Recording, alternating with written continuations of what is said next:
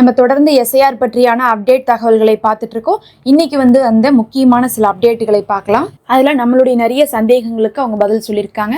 முதல் கட்டமாக பார்த்தீங்கன்னா, இப்போதைக்கு இன்னைக்கு வரையும் வந்திருக்கக்கூடிய தகவல் படி பார்த்தா பெரும்பாலும் எல்லாருமே ஃபார்மை சப்மிட் பண்ணிட்டாங்க. அந்த ஃபார்மும் அப்டேட் செய்யப்பட்டுருச்சு. அதனால பார்த்தீங்கன்னா எஸ்ஐஆர் ஃபார்மை பற்றியோ இல்லை பிஎல் ஓட்டு நம்ம கொடுத்துருக்குமே அது அப்டேட் ஆகிருக்குமா அப்படிங்கிறத பற்றி ஆனால் உங்களுக்கு கவலையே தேவை கிடையாது. எல்லாமே பார்த்தீங்கன்னா 99% மேலே அப்லோட் ஆயிடுக்குது அப்படிங்கக்கூடிய தகவலும் வந்திருக்கு. அதோட சேர்த்து பார்த்தீங்கன்னா இன்னும் ஒரே நாளில் ஃபார்ம் சப்மிட் பண்ணக்கூடிய டேட் முடியுது. பெரும்பாலும் நம்ம எல்லாருமே முன்னாடியே பண்ணிட்டோம். இன்னும் பண்ணாதவங்களுக்கு கூட அந்த ஒரு நாள் தான் டைம் இருக்குது. அதனால் எல்லாருமே பண்ணிட்டு தான் இருக்காங்க. அப்படிங்கிறனால இந்த கடைசி நாள் பெருசாக ஒன்றும் ரஷ்ஷெல்லாம் இருக்காது. யாராவது பண்ணாமல் இருந்தால் கூட இன்னும் ஒரு நாள் தான் இருக்குது. பண்ணிடுங்க. பண்ணதுக்கு பிறகு அடுத்த நாள்லேருந்தே உங்களுக்கு வரைவு பட்டியல் வர ஆரம்பிச்சிடும். வரைவு பட்டியல் எப்படி வரும்னு பார்த்தீங்கன்னா, யாரெல்லாம் நம்ம இப்போ ஃபார்மெல்லாம் எழுதி பிஎல்ஓட்டை கொடுத்துருக்குமோ அந்த பிஎல்ஓ அவர்கள் வாங்கினதை என்ன பண்ணியிருப்பாங்க, அப்லோட் பண்ணியிருப்பாங்க. அப்லோட் பண்ணவங்களை வச்சு என்ன பண்ணிட்டு இருக்காங்கன்னா வரைவு பட்டியல் கொடுக்குறாங்க. வரைவு பட்டியல் ஃபைனலான ரிசல்ட்டான்னு கேட்டால் கிடையாது. வரைவு பட்டியலில் யார் ஃபார்மெல்லாம் கொடுத்துருக்காங்களோ அந்த ஃபார்மெல்லாம் ஆன்லைனுக்கு போயிட்டாவே வரைவு பட்டியல் வந்துடும். ஆன்லைன் அப்படிங்கிறது பார்த்தீங்கன்னா தேர்தல் ஆணையத்துடைய அவங்களுடைய வெப்சைட்டு, அந்த இசிஐ நெட் அப்படின்னு சொல்லக்கூடிய வெப்சைட்குள்ளே அவங்க என்ன பண்ணுவாங்க, அந்த நம்முடைய ஃபார்மை கொண்டு போய் பதிய வைப்பாங்க. அதில் இருக்கக்கூடிய எல்லா தகவலையும் அதுக்குள்ளே எழுதிட்டு பத்தாவதுக்கு அந்த ஃபார்மையும் ஃபோட்டோ எடுத்து அதை அப்லோட் பண்ணியிருப்பாங்க. அவங்க அப்படி யாரெல்லாம் அப்லோட் செய்யப்பட்டுச்சோ அவங்களுக்கு எல்லாருமே பார்த்திங்கன்னா வரைவு பட்டியல் வந்துடும். இதில் நடுவில் கூட பார்த்திங்கன்னா நம்ம ஸ்டேட்டஸ்லாம் செக் பண்ணியிருப்போம். அதாவது நம்ம சப்மிட் பண்ண ஃபார்ம் சப்மிட் ஆகிடுச்சான்னு சொல்லிட்டு செக் பண்ணுறதுக்குலாம் நம்ம ஸ்டேட்டஸ்லாம் போட்டிருந்தோம்ல வீடியோ, அதை பார்த்து யாருக்கெல்லாம் சப்மிட் வந்துச்சோ அவங்களாம் கண்டிப்பாக வரைவு பட்டியலில் பேர் வந்துடும். அதனால் வரைவு பட்டியலை பற்றி பெருசாக பிரச்சனை இல்லை. ஆனால் வரைவு பட்டியல் வர ஆரம்பிச்சிடணும். எப்போ வரும்னு பார்த்தீங்கன்னா 12ஆம் தேதி வெள்ளிக்கிழமை ஆரம்பித்து 16ஆம் தேதி பார்த்தீங்கன்னா உங்களுக்கு வரைவு பட்டியல் முழுசாக வந்துடும். அப்போ 12, 13, 14, 15, 16 மொத்தமாக ஒரு 5 நாள் இருக்குது. கொஞ்சம் கொஞ்சமாக வந்தாலும் வரும், இல்லை ஒட்டுக்கா 16ஆம் தேதி முழுசாக வந்தாலும் வந்துடும். ஏன்னா இதுக்கு முன்னாடிலாம் அப்படி தான் சொல்லிட்டு இருந்தாங்க, கடைசியாக அப்லோட் பண்ணுவாங்கன்ட்டு. ஆனால் பார்த்தீங்கன்னா ஃபார்ம் வாங்கும் போதே அப்லோட் பண்ணிட்டாங்க. அதனால் எல்லாமே அப்லோட் பண்ணிட்டாங்க. அப்படிங்கிறனால 11க்கு அப்புறமே அந்த வேலை ஸ்டார்ட் ஆயிரும். அப்போ வரைவு பட்டியலை நம்ம பார்த்துட்டு அதை எப்படி பார்க்கணும்னு சொல்லிட்டு நம்ம நேற்று தெளிவாக ஒரு வீடியோ போட்டிருந்தோம். நிறைய பேர் கேட்டீங்க, வரைவு பட்டியலில் என் பேர் வருமா வராதா, நான் எப்படி வீட்டில் இருந்தே பார்க்குறது அப்படின்லாம் கேட்டிருந்தீங்க. யாருடைய ஃபார்மெல்லாம் எழுதி கொடுத்துருக்காங்களோ அவங்களுக்கெல்லாம் வந்துடும். அதை எப்படி பார்க்கணுங்கிறது நம்ம முந்தின வீடியோலேயே நம்ம தெளிவாக போட்டிருந்தோம். அப்படி போய் செக் பண்ணிவிட்டு நம்ம என்ன பண்ணணும்னா அதுக்கப்புறம் நமக்கு 1 மாதம் டைம் கொடுக்குறாங்க. எதுக்கு 1 மாதம் டைம்னு பார்த்தீங்கன்னா சேஞ்சஸ் பண்ணுறதுக்காக 1 மாதம் டைம் கொடுக்குறாங்க. நிறைய பேர் பார்த்தீங்கன்னா நம்மளுடைய பெயரெல்லாம் தப்பாக இருக்குது, எழுத்து தப்பாக இருக்குது, இன்சில் தப்பாக இருக்குது, அதுக்கப்புறம் ஆதாரில் இருக்கிறதும் ஓட்டர் ஐடியில் இருக்கிறதும் சேமாகவே இல்லை, அதுக்கப்புறம் ஃபோன் நம்பரையும் நம்ம இணைக்காமல் வச்சுருக்கோம், இல்லை ஃபோன் நம்பர் தப்பாக கொடுத்துருக்க ஃபோன் நம்பர் இப்போ மாற்றிட்டோம். இந்த மாதிரி நிறைய விஷயங்கள் இருக்குது, அட்ரஸ் மாதிரி இருக்குது. இந்த மாதிரி நிறைய விஷயங்களை மாற்றுறதுக்கு தான் உங்களுக்கு டைம் கொடுத்துருக்காங்க. எது வரைனா டிசம்பர் 16 ஜனவரி 15, கிட்டத்தட்ட பொங்கல் வரையும். டிசம்பர் 16, ஜனவரி 15 1 மாதம் உங்களுக்கு டைம் இருக்குது. அதுக்குள்ளே உங்களுக்கு ஆதாரில் மாற்றணுன்னாலும் மாற்றிக்கோங்க, ஓட்டர் ஐடியில் மாற்றணுன்னாலும் மாற்றிக்கோங்க.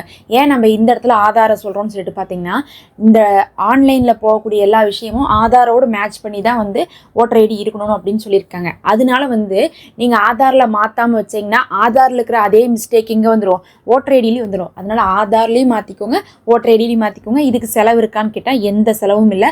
ஆன்லைன்லேயே மாற்றிக்கிறதுக்கான நிறைய விஷயங்களை கொண்டு வந்திருக்காங்க. அதை 16ஆம் தேதிக்கு அப்புறம் தான் தெரிவிப்பாங்க. ஏன்னா ஃபார்ம் 8 அப்படின்னு சொல்லிட்டு ஒரு ஃபார்ம் இருக்குது. அந்த ஃபார்மை கொடுத்து நம்ம என்ன பண்ணலாம், ஓட்டர் ஐடியில் ஏதாவது சேஞ்சஸ் பண்ணணும்னா சேஞ்சஸ் பண்ணிக்கலாம். இல்லை நான் தொகுதி விட்டு தொகுதி மாதிரி இருக்கேன், ஆல்ரெடி நான் இந்த தொகுதியில் இருந்தேன், இப்போ நான் இந்த தொகுதிக்கு வந்திருக்கேன் அப்படின்னா அதையும் நம்ம என்ன பண்ணலாம், ஃபார்ம் 8 கொடுத்து சரி பண்ணிக்கலாம். அது இல்லாமல் பார்த்தீங்கன்னா நம்ம சொன்ன மாதிரி அந்த சேஞ்சஸ் எல்லாம் அந்த ஃபார்ம் 8 மூலமாக கொடுத்துட்டிங்கன்னா அந்த சமயத்திலே உங்களுக்கு அந்த 1 மாதத்துக்குள்ளே சேஞ்சஸ்லாம் மாறிடும். அதுக்குள்ளே யாரெல்லாம் புதுசாக அப்ளை பண்ணணும்னு ஆசைப்பட்றாங்களோ அவங்களும் அப்ளை பண்ணிக்கலாம். யார் புதுசாக அப்ளை பண்ணுவாங்கன்னு பார்த்தீங்கன்னா இந்த 18 வயசு தாண்டவங்க அவங்கெல்லாம் என்ன பண்ணுவாங்க, புதுசாக என்ன பண்ணுவாங்க, அப்ளை பண்ணிப்பாங்க. ஒன்று. ரெண்டாவது பார்த்தீங்கன்னா ஆல்ரெடி எங்கிட்ட ஓட்டர் ஐடி இருந்துச்சு, ஆனால் ஏதோ இடத்துல எனக்கு கேன்சல் ஆயிடுச்சு அப்படிங்கிறவங்க என்ன பண்ணுவாங்க, புதுசாக தான் வாங்கி ஆகணும். ஏன்னா எங்கள் குடும்பத்திலே பார்த்தீங்கன்னா அவங்க 20 வருஷமாக ஓட்டு போட்டுட்ருக்காங்க. அவங்களுக்கு இப்போ 43 வயசுல ஆக போகுது.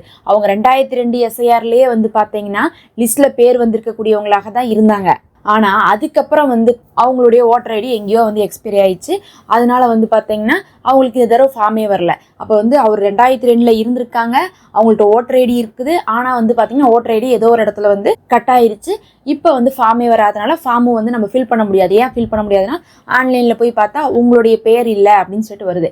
அதனால நாங்கள் புதுசாக தான் மறுபடியும் அவங்களுக்காக கொடுக்கணும். அப்போ நாங்கள் என்ன பண்ணுவோம்னா அந்த மாதிரி சமயத்தில் இந்த ஒரு மாதம் இருக்குது பாருங்கள், டிசம்பர் 16 ஜனவரி 15 புதுசாக இணையறவங்களும் இணைஞ்சிக்கலாம். ஃபார்ம் 6 கொடுத்து தொகுதி விட்டு தொகுதி மாறினவங்க ஃபார்ம் 8 கொடுக்கணும், சேஞ்சஸ் பண்ணுறவங்களும் ஃபார்ம் 8 கொடுக்கணும். அப்போ இதை வந்து அறிவிச்சிருக்காங்க தேர்தல் ஆணையம். அந்த ஒரு மாதம் உங்களுக்கு மாற்றுறதுக்கான அரிய வாய்ப்பு. இது ஒரு குட் நியூஸ்ன்னு தான் சொல்லணும். ஏன்னா நிறைய பேர் வந்து எங்களுக்கு இப்படி தப்பு இருக்குது, அப்படி தப்பு இருக்குது, அப்படியே வந்துருமா, நாங்கள் எப்படி மாற்றி கொடுக்குறது, இப்போ போய் மாற்றவே முடியலையே அப்படின்லாம் கேட்டீங்க.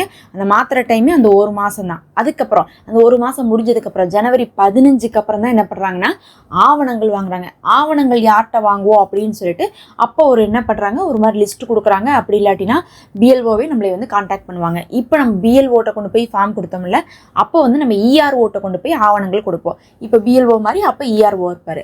அப்போ அவங்க நம்மளை வந்து எப்போ பண்ணுவாங்க, ஜனவரி 15 அப்புறம் வந்து கான்டாக்ட் பண்ணி நம்மள்ட்ட ஆவணம் வாங்குவாங்க. யார்கிட்டையில ஆவணம் வாங்குவாங்க, நம்ம வந்து இப்போ ஃபார்ம் ஃபில்அப் பண்ணி கொடுத்துருக்கோம் பாருங்கள், அதாவது நம்ம ஃபார்ம் ஃபில்அப் பண்ணி கொடுத்தவங்கள்ட்ட தான் வாங்குவாங்களோ தவிர இந்த ஜனவரி 15 வரையும் இந்த டிசம்பர் 16 யாரெல்லாம் நியூ ஃபார்ம் கொடுக்குறாங்களோ அவங்கள்ட்டலாம் ஆவணம் வாங்க மாட்டாங்க. நியூ ஃபார்முக்கு எப்பயுமே ஆவணம் தேவையில்லை. யாரெல்லாம் இப்போ இந்த 11ஆம் தேதிக்குள்ளே கொடுத்துட்டு 16ஆம் தேதி வரைவு வாக்காளர் பட்டியலில் இடம் பெற்றிருக்காங்களோ அந்த இடம் பெற்றவங்களில் வந்து ஆவணங்கள் யாருக்கு தேவை, யாருடைய தகவல் போதுமானதாக இல்லைன்னு அவங்க நினைக்கிறாங்களோ அவங்கள்ட்ட மட்டும்தான் ஆவணம் வாங்குவாங்க. அந்த ஆவணத்தை வந்து நமக்கு ஜனவரி 15 அப்புறம், அதாவது பொங்கலுக்கு அப்புறம் ஆரம்பித்து பிப்ரவரி 7 வரையுமே வாங்குறாங்க. அப்போ வந்து பார்த்திங்கன்னா ஒரு 20 நாள்லாம் வந்து 20 நாள் 22 நாள்லாம் வந்து உங்களுக்கு என்ன கிடைக்கும், டைம் கிடைக்கும். அதுக்குள்ளே ஆவணம் கொடுத்துடணும். அப்போ நீங்கள் என்ன பண்ணணுன்னா உங்கள் ஏஜ் பொறுத்து நீங்கள் ஆவணம் கொடுக்க வேண்டியது இருக்கும். நீங்கள் 1978 முன்னாடி பிறந்திருந்தால் ஒரே ஒரு ஆவணம் கொடுத்துப்பீங்க. இல்லை 78 2005 பிறந்திருந்தா உங்களுக்கும் கொடுத்து உங்கள் பெற்றோர்கள் ஒருவருக்கும் கொடுப்பீங்க. இல்லை 2005 அப்புறம் தான் நான் பிறந்தேன் அப்படின்னா எனக்கும் கொடுக்கணும், என்னுடைய பெற்றோர்கள் இருவருக்குமே கொடுக்கணும். அப்படி நம்ம என்ன பண்ணணும், ஆவணம் கொடுக்கணும். கொடுத்ததுக்கப்புறம் வந்து பிப்ரவரி 12 அப்போ வந்து பார்த்திங்கன்னா நமக்கு ஃபைனல் லிஸ்ட் வந்துடும். அந்த 12 நம்ம பேர் வந்தால் தான் இந்த தடவை நமக்கு ஓட்டு உரிமை இருக்குன்னு அர்த்தம். நம்ம எலெக்ஷனுக்கு ஓட்டு போட முடியும். அப்படி ஏதாவது ஒன்று தாமதமாயிருந்தால் என்ன ஆகும்னு பார்த்திங்கன்னா அது மறுபடியும் லேட் ஆயிடும். இந்த எலெக்ஷனுக்கு அவங்களுக்கு ஓட்டு உரிமை கிடைக்காது. அதுக்கப்புறம் ஏதாவது முயற்சி பண்ணி அதெல்லாம் வந்து சரி பண்ணி வாங்கிடுவாங்க. நிறைய பேர் வந்து பார்த்திங்கன்னா இந்த தடவை அவேர்னஸாக இருக்கிறனால கண்டிப்பாக வந்து உங்களுக்கு பிப்ரவரி 12 வந்து உங்களுடைய பெயர் வந்து வாக்காளர் பட்டியலில் வர்றதுக்கான எல்லா முயற்சிகளையும் கரெக்டாக அப்பப்போ செஞ்சுட்டாவே போதும், நமக்கு வந்துடும். எந்த இடத்துலையும் மிஸ் பண்ணாமல் இருந்தால் போதும். அப்போ நமக்கு வந்து டைம் நல்லா கொடுத்துருக்காங்க. ஒரு மாதம் வந்து பார்த்திங்கன்னா சேஞ்சஸ் பண்ணுறதுக்கு, அப்புறம் ஒரு 22-23 நாள் வந்து பார்த்திங்கன்னா ஆவணம் கொடுக்குறக்கு. இதெல்லாம் முடிச்சுட்டு தான் வந்து பிப்ரவரியில் என்ன பண்ணுறாங்க, நமக்கு வந்து கடைசியாக ஃபைனல் லிஸ்ட் கொடுக்குறாங்க. அந்த ஃபைனல் லிஸ்ட்டில் நம்ம பேர் வர்றதான் முக்கியம் அப்படிங்கிறத நீங்கள் தெரிஞ்சுக்கோங்க. இப்போ வரைவு வாக்காளர் பட்டியல் வந்துடும் 16ஆம் தேதி. வந்ததுக்கு பிறகு இல்லை முன்னாடி இருந்தே வர ஆரம்பிச்சிருச்சுன்னா நான் முன்னாடி இருந்தே உங்களுக்கு என்ன பண்ணுறேன், அதை எப்படி வந்து பார்க்கணும்னு சொல்லிட்டு பார்த்து என்னோட இதெல்லாம் வந்து வர்ற மாதிரி இருந்துச்சுன்னா நான் உடனே வந்து வீடியோ போட்டுறேன்.